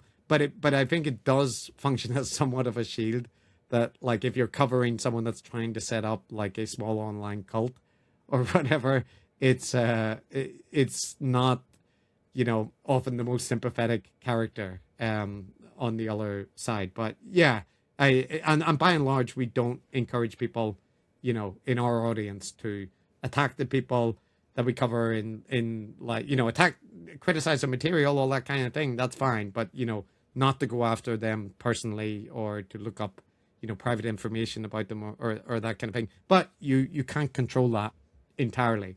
So we have a subreddit, I think we're 70 or 80,000 people. In fairness, most of the people on the subreddit don't know there's a podcast. So we aren't able to, move that like a big target. But it is the case if we cover someone that obviously it draws more attention to, their material from a critical perspective. So, yeah. The last thing I wanted to ask you about before I let you go is you're criticizing people a lot. And I imagine you must get pretty serious blowback. I mean, a lot of the people you criticize have huge numbers of very serious fans. What's that like? Are you just a person of low big five agreeableness who just doesn't give a fuck and it just doesn't bother you? Yeah. So definitely my personality is compatible with that. I like many rationalist, skeptic-y type of people, I like debating things and arguing online and always have, right, enjoyed that. So that aspect of it is not so much of a concern. However, it is also the case that, as you mentioned, plenty of the people we cover, they have very, very committed fan bases who can react extremely negatively to critical coverage, right? And the impact that it could have as you becoming, a target for those communities is something that can have like a bigger impact than you might want. In my experience, in most occasions, the people that we're covering do their best to ignore that we have produced critical coverage of them, because it is actually strategically much better for them not to draw attention to the existence of it, right? And they've already built up many layers of rhetorical lines of defense against criticism. So their fans often, are unlikely to kind of, even if they come across the criticism, to lend it much credence. But I do think that we have a thing where we allow people the right to respond. Anybody that we cover, if they want, they don't have to. There's no obligation. They have the right to come on and like kind of argue about the way that we covered them or the way that we presented things. It's only ever happened on a couple of occasions, but we do try to do that, like in Sam Harris and Destiny did it, right? Sam Harris, Destiny, Jimmy Wheel, Robert Wright, and Chris Williamson, are I think the main people that have done that. So and that's out of hundreds of episodes. So it is definitely not a common thing. And one thing that sometimes people present about that is, oh, you want them to come on, you want to criticize people and then like kind of leech off their fame. But like in actual reality, in most occasions, depending on the person that we've covered, I would actually prefer not to, like engage in a long discussion with them. Someone like Scott Adams, I find him like, a very unpleasant person, but I would do it if, he had asked to do it. So yes, there is that aspect. And then one of the things that also comes up is like, aren't you just gurus, or aren't you like, what makes you different than the people that you're criticizing? And I think there's very obvious answers to that, because we are, if you go through the traits that we're talking about or the recommendations that we have for like how to find good information, it's not like consume more of our content, right? It's more go to relevant experts or consume content critically, consume what you want and so on. But but I do think inevitably when you're producing a podcast critiquing people, that it's perfectly reasonable for people to have criticisms of you and your approach, and like what's good for the goose is good for the gander. So people can disagree with the way that we've assessed people or that we've covered people, and I think that's fine. And in most cases, I would also say that the only other point is because of the format of our show, where we cover people, but we're moving on each week. Basically, we sometimes might do where we have multiple episodes covering the same person. Like Dr. K, we had a total of 9 hours on his content. But by and large, we are moving on in the next week to look at someone else. So the fan communities tend to get bored.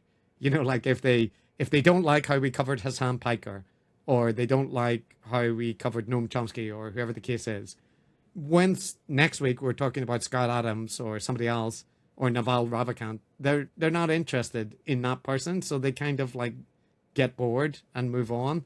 So if we were only covering Alex Jones or Joe Rogan or whatever, I think it would be more a thing where we would end up in like online feuds or whatever. But in most cases, people just get like they don't care about the other person that we're covering, so they lose interest.